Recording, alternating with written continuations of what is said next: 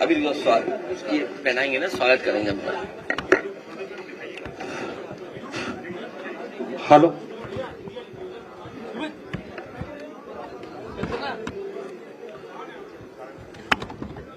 सोहेलदेव सम्मान स्वाभिमान पार्टी के राष्ट्रीय अध्यक्ष श्री महेंद्र कुमार राजभर जी माननीय राष्ट्रीय अध्यक्ष जी को रुमाल भेंट करके स्वागत कर रहे हैं।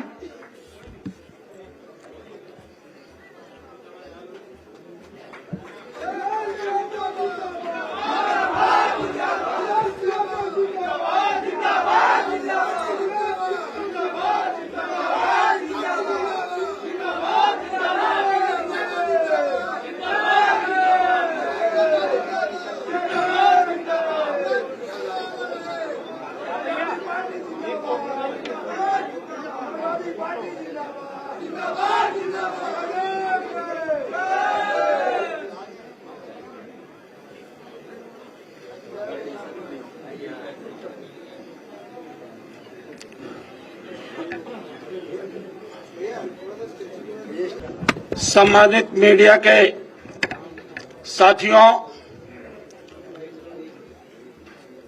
समाजवादी पार्टी के राष्ट्रीय अध्यक्ष माननीय अखिलेश यादव जी के सामाजिक न्याय के राज्य की स्थापना में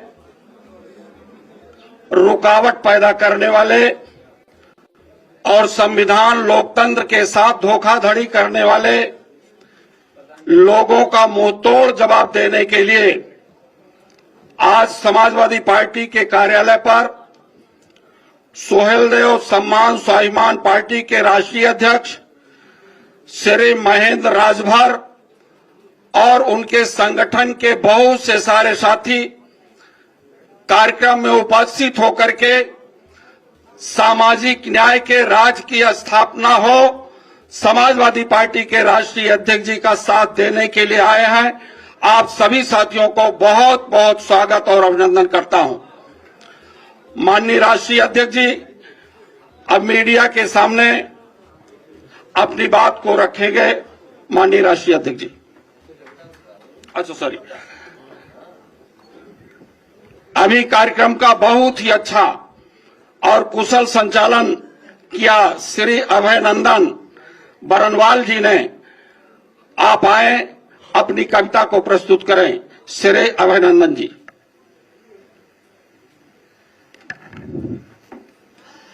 मीडिया के आए हुए सभी लोगों का मैं हार्दिक अभिनंदन वंदन करता हूं, नमन करता हूं, स्वागत करता हूं। जो कविता के लिए आदेश हो रहा है उससे पहले मैं मीडिया से कुछ कहना चाहता हूं। न तीर निकालो, न तीर निकालो, न तलवार निकालो, तोप मुकाबिल है अखबार निकालो।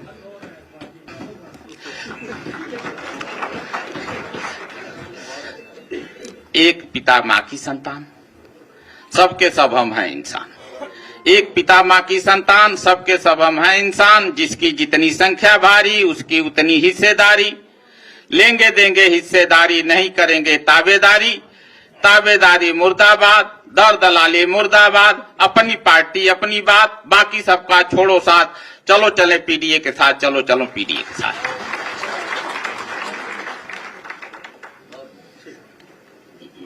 धन्यवाद।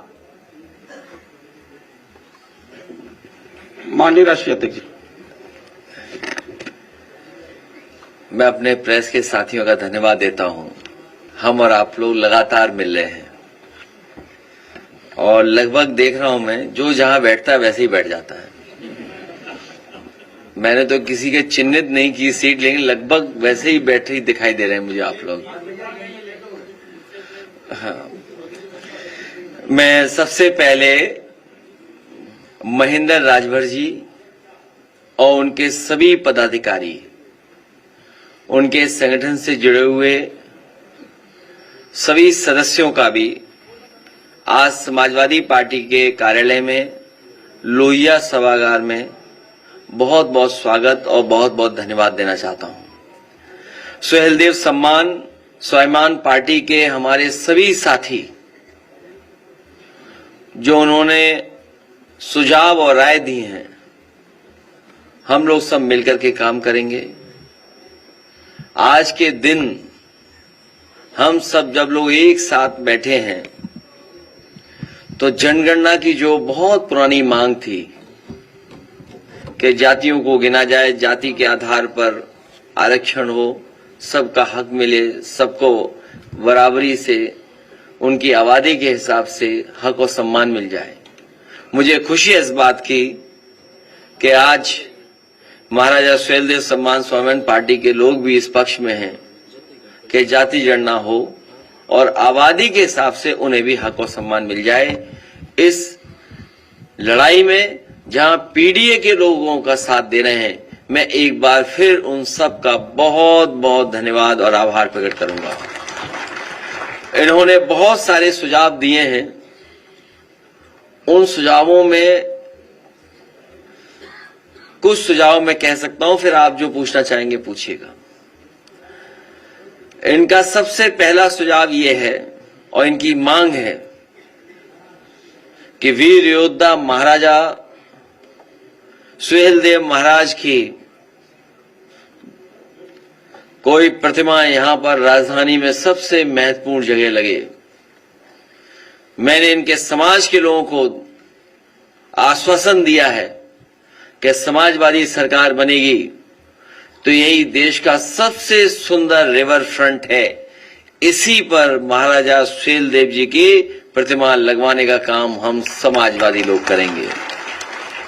प्रतिमा के साथ साथ उनका शौर्य, उनकी बहादुरी, जिस तरह के वो योद्धा थे, जो उनके हाथ में तलवार होगी, वो तलवार भी सोने के साथ चमकती हुई दिखाई देगी।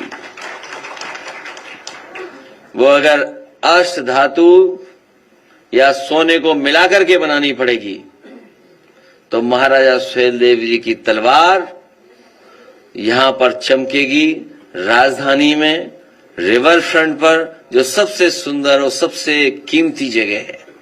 साथ ही में जो उन्होंने और सुझाव दिए, हम उनके सभी सुझावों पर अमल करेंगे और उनको साथ लेकर के हम लोग आगे बढ़ेंगे। जिस तरीके से इनके समाज ने और इनके साथ साथ पीडीए समाज ने हमें लोकसभा में और पिछले विधानसभा में जो सहयोग और समर्थन दिया था, हमें उम्मीद है कि आने वाले समय में जब 2027 में हम लोग चुनाव लड़ने जा रहे हैं, इनके समाज का पूरा समर्थन हम समाजवादियों के साथ होगा। बहुत बहुत धन्यवाद। अखिलेश जी, SC/ST आयोग के जो अध्यक्ष हैं बैजनाथ रावत जी, उन्होंने एक चिट्ठी जारी की है और आपके खिलाफ कार्रवाई की मांग की है। तो कर दो कार्रवाई, क्या है। और मैं वहाँ पर रिपोर्टिंग करने गया तो सैकड़ों दलित जो उनके पास अपनी समस्याओं को लेके आते हैं, लेकिन उनकी समस्याओं का निस्तारण किसी प्रकार से नहीं होता है और किराया भत्ता भी लगता है। तो आप इस पर क्या कहेंगे कि आपकी अगर सरकार आती है तो जो दलित परिवार जो दूर दराज से आते हैं उनके किराए भत्ते को लेकर के और उनकी समस्या को लेकर। बहुत अच्छा सुझाव दिया हमारे साथी ने। हालांकि जो पहली बात जो कही तो वो मुझे लगा कि हमारे ही खिलाफ है। खैर, ये सच्चाई है कि हमारे गरीब को न्याय नहीं मिल रहा है। हमारे गरीब और खासकर पिछड़े और दलित समाज के जो लोग हैं, उनके साथ हर स्तर पर भेदभाव हो रहा है। अगर वो अपनी सामान्य समस्या को भी लेकर के जाएं, तो भी अधिकारी अनसुनी कर रहे हैं। और कई बार हम लोग सुनते हैं कि जो कुर्सी पे बैठे लोग हैं वो अपमानित कर रहे हैं। और हमारे गांव के लोग और गरीब कई बार योजनाओं को भी नहीं समझ पाते कि योजना हमारे लिए है और इस योजना से हमें कैसे लाभ मिलेगा। उसके लिए भी कई बार वो राजधानी लखनऊ तक आते हैं। मैं अपने तमाम दलित भाइयों को, पिछड़ी जाति के, गांव के गरीबों को भरोसा दिलाना चाहता हूं कि जिस तरीके से फोन करने पर गांव में एम्बुलेंस आती थी, फोन करने पर आपकी पुलिस आपकी मदद करने के लिए इंतजाम किया था, इसी तरह फोन करने पर आपको जानवर नहीं ले जाना था अस्पताल, बल्कि जानवर वाले अस्पताल वाले डॉक्टर आपके गांव आकर के इलाज करते थे। तो तमाम जो योजनाएं हैं, लाभकारी योजनाएं, जिसमें घर मकान हो, न्याय के लिए हो, आपको मुख्यालय अधिकारी के पास नहीं भागना पड़ेगा, अधिकारी आपके पास आकर के सुनवाई करेगा और आपको न्याय दिलाने का काम करेगा।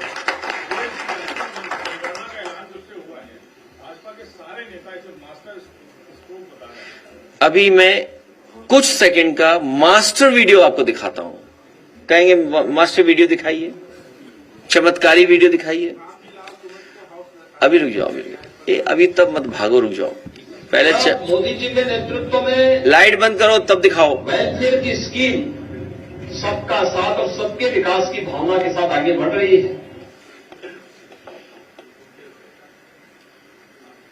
ये केवल जब मोदी जी के नेतृत्व में वेलफेयर की स्कीम सबका साथ और सबके विकास की भावना के साथ आगे बढ़ रही है, तब बांटने वाले लोग फिर जातीय आधार पर, क्षेत्र और भाषाई आधार पर बांटने की कोशिश चेष्टा कर रहे हैं। भारत को और सनातन धर्मावलंबियों को खास तौर पर इससे सावधान रहना होगा। अब ये किससे सावधान रहेंगे? आप सोचिए ना, अब किससे सावधान रहेंगे?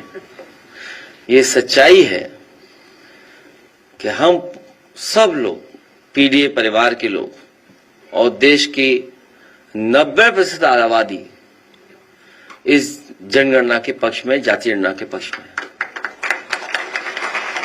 ये पहला कदम है,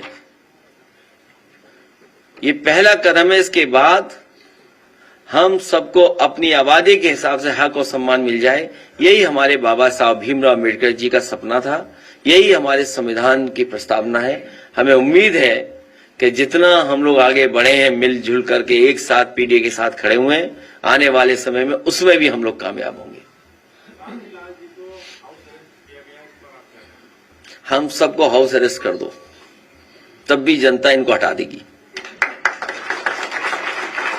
और हाउस अरेस्ट तो उनको करना चाहिए जो टायर खोल करके टायर फेंक रहे थे, जो टायर खोल ले गए थे बुलडोजर का। सुनने में आया कि वो टायर बुलडोजर के भी थे, जो टायर फेंके गए थे, जो टायर खोल ले गए थे, वो बुलडोजर के भी टायर थे। और सोचिए, ठेंगा दिखा रहे हैं वो लोग कानून व्यवस्था को। इससे ज्यादा खराब बात और क्या हो सकती है जो नारा दे रहे हैं जीरो टॉलरेंस का।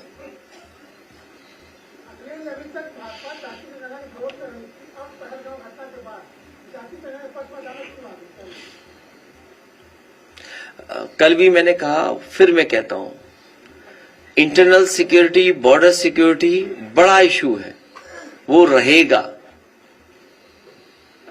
जाति जनगणना एक बहुत लंबी लड़ाई के बाद हम लोग यहां पहुंचे और अभी बहुत लंबी लड़ाई लड़नी पड़ेगी, तब हक और सम्मान मिलेगा।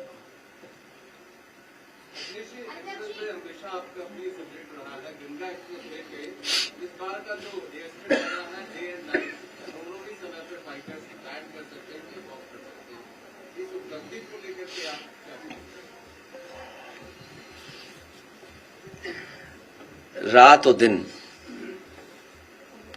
क्या फर्क है इसमें? जो रात में होना है लाइट लगा दो, वो होगा। और आजकल ये कौन बड़ी नई टेक्नोलॉजी है? आप लाइट लगा दीजिए, रात में उतर जाएगा। यहां तो दिन में नहीं उतर रहे हैं 11 बजे के बाद हवाई जहाज बंद, फिर नहीं उतरते। तो ये कोई नई टेक्नोलॉजी नहीं है। ये समाजवादियों ने जो विजन दिया था, मुझे खुशी है इस बात की कि समाजवादियों के विजन पे ही आगे ये सरकार और ये पार्टी बढ़ रही है। हमें समाजवादियों की इस बात के लिए गर्व है कि सबसे पहले डिफेंस के लिए और एयरफोर्स के लिए वो इंफ्रास्ट्रक्चर क्रिएट किया। इमरजेंसी के समय पर अगर आपके हाईवे को इस्तेमाल करना चाहेंगे तो हाईवे इस्तेमाल हो जाएगा, और हाईवे में ट्रैफिक भी चलता रहे, वो व्यवस्था की थी। और उसी को अपना करके अब आगे बढ़ा रहे हैं। लेकिन ये जो सड़क बनाने के मॉडल हैं, हाइब्रिड मॉडल, जो लोग हाईवे, एक्सप्रेसवे बना रहे हैं, जिस मॉडल से बना रहे हैं, हम लोग भी उसी मॉडल से बनाएंगे। ओम प्रकाश राजभर जी ने कहा है कि ब्राह्मण के लड़के को 100 रुपया दो तो मिठाई खरीदेगा, लेकिन राजभर का लड़का नकली कट्टा खरीदेगा। भाई उनको मत बताना कि तुमने ये सवाल पूछा, नहीं तुम्हें एक भजन सुना देंगे या कोई श्लोक सुना देंगे आपको। एक सवाल और उन्होंने कहा, एक जवाब और उन्होंने दिया है कि हमें बंदूक थमा दो, हम पाकिस्तान में घुस कर मारेंगे। तो ऐसा पीछे क्यों बैठे हो? आगे जाओ, जाना चाहिए। ऐसे लोग जो बहादुर लोग हैं, इनको सबसे पहले आगे भेजना चाहिए, और उसके बाद महेंद्र राजभर अपना सब संभाल लेंगे।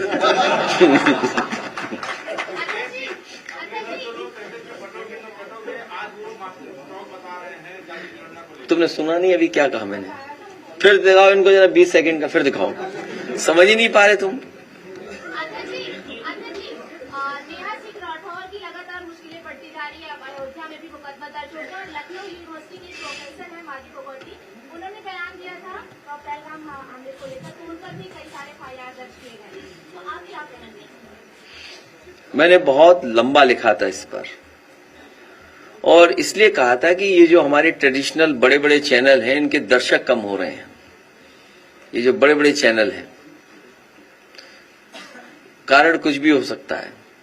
और इधर हम लोग देख रहे हैं कि यूट्यूबर्स बहुत लोकप्रिय हो रहे हैं, बहुत लोकप्रिय हो रहे हैं, उनके फॉलोअर्स, व्यूअर्स बढ़ रहे हैं। इसीलिए सरकार दबाव बना रही है। उनके घटते दर्शक और उनके समर्थक भी अब वो चैनल नहीं देख रहे हैं।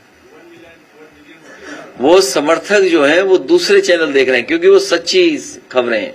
और लोकतंत्र, डेमोक्रेसी और बाबा साहब भीमराव अम्बेडकर का संविधान हमें अधिकार देता है कि हम सवाल पूछें। अगर हम सवाल पूछते हैं तो सरकार घबरा क्यों रही है? फिर प्ले कराइए, इनका जवाब है इसमें, आखिरी में जवाब दिया है उन्होंने। ये केवल जब मोदी जी के नेतृत्व में वेलफेयर की स्कीम सबका साथ और सबके विकास की भावना के साथ आगे बढ़ रही है, तब बांटने वाले लोग फिर जातीय आधार पर, क्षेत्र और भाषाई आधार पर बांटने की कोशिश चेष्टा कर रहे हैं। भारत को और सनातन धर्मावलंबियों को खास तौर पर इससे सावधान रहना होगा। अब किसको किससे सावधान रहना, समझ लो। अखिलेश जी, अम्बेडकर जी की लगातार प्रतिमाएं तोड़ी जा रही हैं। अप्रैल के महीने में जहां उनकी जयंती मनाई जाती है, दर्जनों प्रतिमाएं तोड़ी गई उत्तर प्रदेश में, लेकिन SC/ST आयोग के बैजनाथ रावत जी ने एक भी लेटर जारी नहीं किया। क्योंकि वही हो सकता है और सरकार मिलकर के तोड़वा रही हो, सरकार मिलकर के तोड़वा रही है। आयोग की जिम्मेदारी है ऐसे लोगों पे कार्रवाई करें, ऐसे लोगों की सूचना पुलिस को दें, जिससे ऐसे लोगों के खिलाफ कार्रवाई हो सके। लेकिन जब सरकार के इशारे पे ही सब काम होगा और सरकार के लोग ही अपमानित करेंगे, तो कार्रवाई किस पे होगी?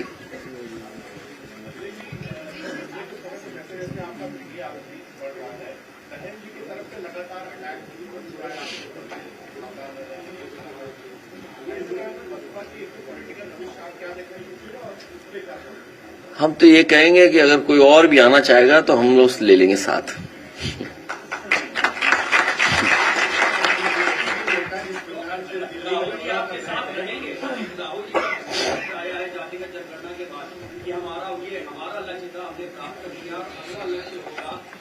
आरक्षण की सीमा बढ़ाई जाए। बहन जी आपके साथ, मतलब आपकी ओर से ऑफर आज समझ में आ रहा है, राहुल जी भी है उस ऑफर में। न पहले हम उलझे थे, न अभी कोई फंसा सकता हम लोगों को। इंडिया गठबंधन आगे बढ़ेगा।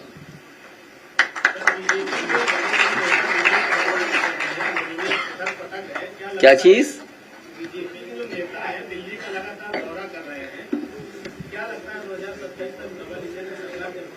नहीं, तुम गलत सवाल पूछ रहे हो। तुम्हें ये सवाल पूछना चाहिए कि उत्तर प्रदेश में भी क्या हम लोग एक जिला कोई नागपुर बना दें?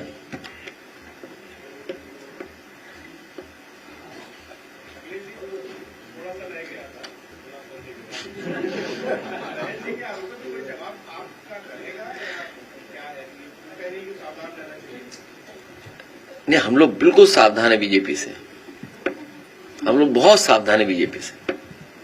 उनकी राय ठीक है, हमें सावधान रहना चाहिए बीजेपी से।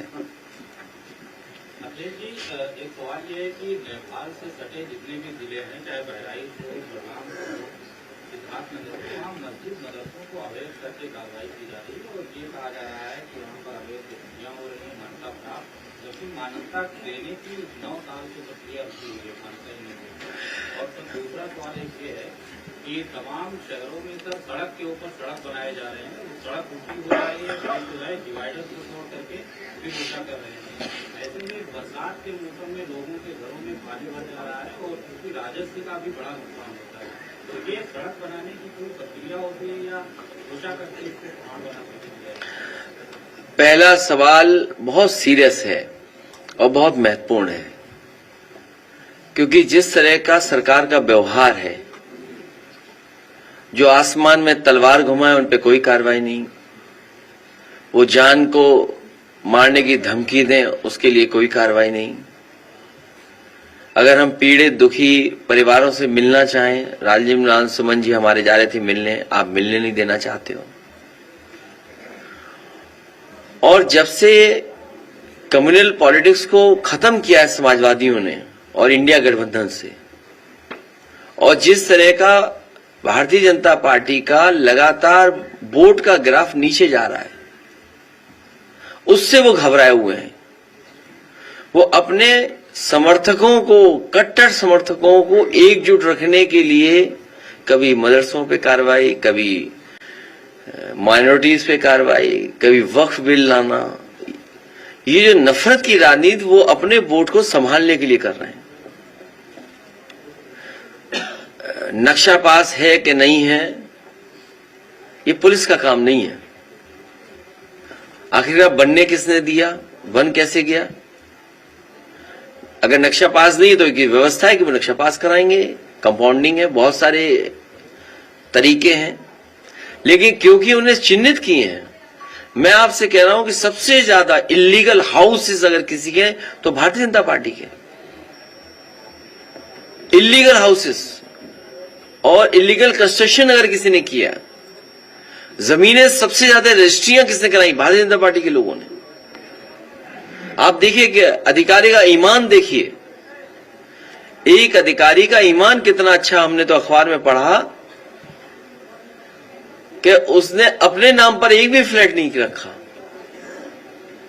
एक अधिकारी लापता है, अंडरग्राउंड है, वो मुख्यमंत्री आवास में है।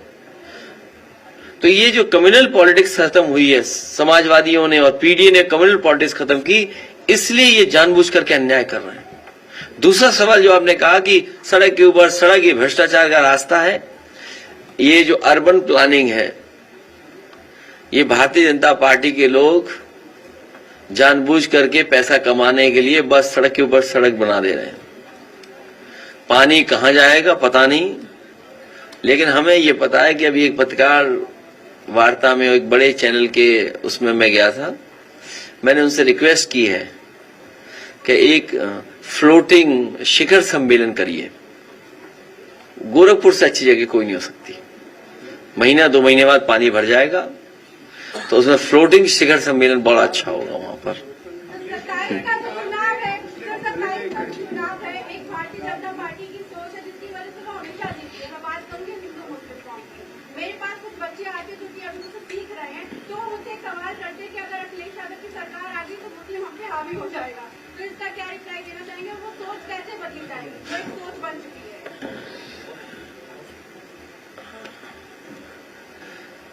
वो हावी हैं जो ऐंठ के बोल रहे हैं, वो सब पे हावी हैं, इसका कोई जवाब नहीं है। ये भारतीय जनता पार्टी का प्रोपेगेंडा है, प्रोपेगेंडा चलता है भारतीय जनता पार्टी का।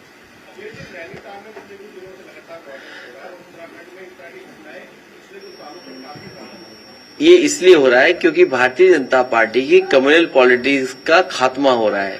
लोग बेरोजगारी पे सवाल पूछ रहे हैं, लोग महंगाई पे सवाल पूछ रहे हैं, लोग इन्वेस्टमेंट पे जानना चाहते हैं, किसान की आय 2 गुनी नहीं हुई है, तो उनके पास वही कम्युनल रास्ता बचा है, नफरत का रास्ता बचा है इसीलिए जानबूझ करके प्रोपेगेंडा भी यही करते हैं वो, और लोगों को गुमराह भी यही करते हैं। जो नैनीताल में हो रहा है वो इस सोच की वजह से हो रहा है, जो यहां से सवाल आया था। हिटलर के जमाने में केवल एक प्रोपेगेंडा अधिकारी होता था, मिनिस्टर।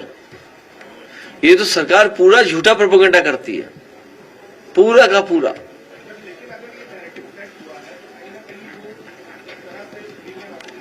इस बार पीडीए इनको हवा में उड़ा देगा। अभी तो ये तो बलिया से निकल आए हैं। एक मिनट, ये तो बलिया से भी आए हैं। बलिया भी क्षेत्र पड़ता है इनका। कितनी कॉन्स्टिट्यूंसी पड़ी? 3 कॉन्स्टिट्यूंसी इनकी बलिया में पड़ती हैं। आप लोगों ने बड़ा बढ़ चढ़कर लिखा था कि बलिया में तेल निकला है।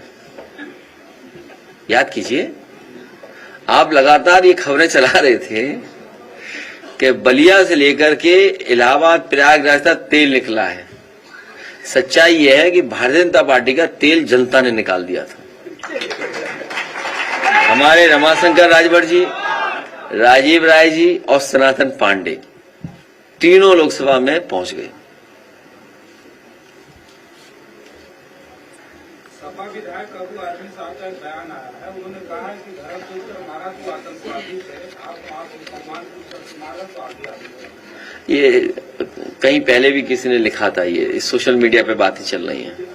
सोशल मीडिया पे कंट्रोल करना चाहिए सरकार को। ये जिम्मेदारी सरकार की है।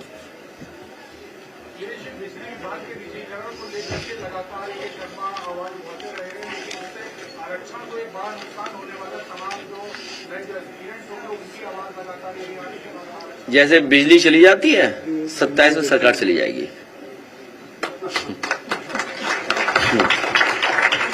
ये जो प्राइवेटाइजेशन कर रहे हैं, कितना समझाया आपको। एक भी बिजली का कारखाना नहीं लगाया इन्होंने। कोई बिजली का कारखाना लगाओ तो बताइए। आप लोग भी जाते होंगे उनकी प्रेस कॉन्फ्रेंस में, उससे पूछा करिए आप कि भाई कोयले से बिजली बनाने वाला कोई कारखाना दिल्ली से आपने मेहनत करके लगवाया कि नहीं लगवाया? एक भी बड़ा कारखाना नहीं लगवाया। जो आज उत्तर प्रदेश में बिजली बन रही है, सबसे ज्यादा देन उत्तर प्रदेश की बिजली बनाने में समाजवादियों की है। सबसे ज्यादा सबस्टेशन बनाए, सबसे बड़ी ट्रांसमिशन लाइनें बनाई। ये रख रखाव भी नहीं कर पाए। जो एक योजना दिल्ली सरकार की थी, सबसे पहले उत्तर प्रदेश उसमें शामिल हुआ, और उसका परिणाम ये हुआ कि जो आपकी कंपनीज थी बिजली विभाग की, वो कंपनीज का घाटा कम किया और सरकार ने बियर किया। सरकार ने अपने बजट से पैसा दिया कंपनियों के फाइनेंशियल उसको ठीक करने के लिए, और ये सरकार आई, पूरा विभाग खा गई। ये लोग घाटे में पहुंच गया। तो ये छड्डी नहीं और क्या करेंगे? बेचेंगे नहीं तो और क्या करेंगे?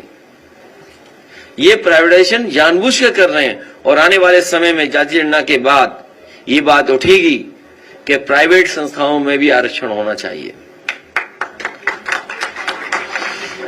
ये पूंजीपतियों का फायदा नहीं, ये भारतीय जनता पार्टी ही पूंजीपतियों के लोगों की है।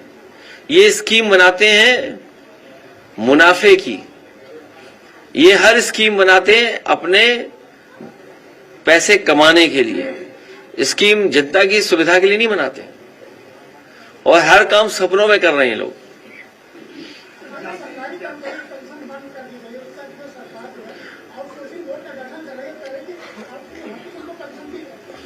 समाजवादी सरकार बनेगी तो ओल्ड पेंशन स्कीम को लागू किया जाएगा, आउटसोर्स को स्टेप बाय स्टेप खत्म किया जाएगा, परमानेंट सरकारी नौकरी दी जाएगी, और अग्निवीर व्यवस्था खत्म हो, उस दिशा में भी काम करेंगे।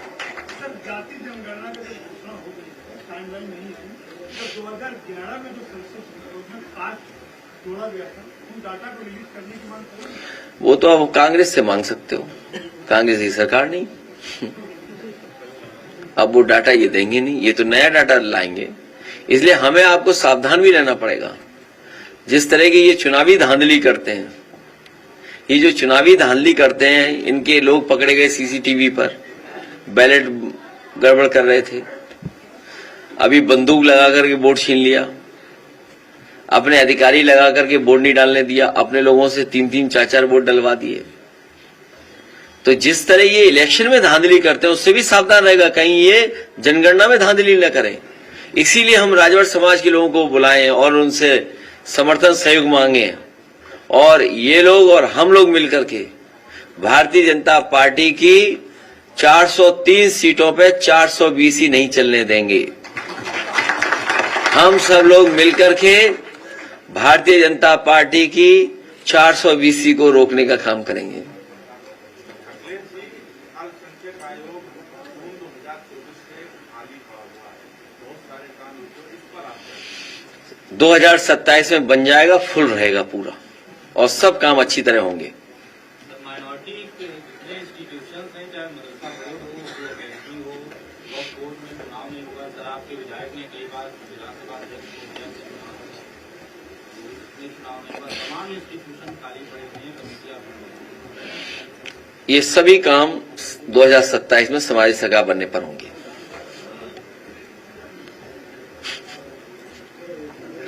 हाँ, और क्या चलना ही चाहिए आपको अब। अरे अगली बार नहीं लेट होंगे, क्या करें हम।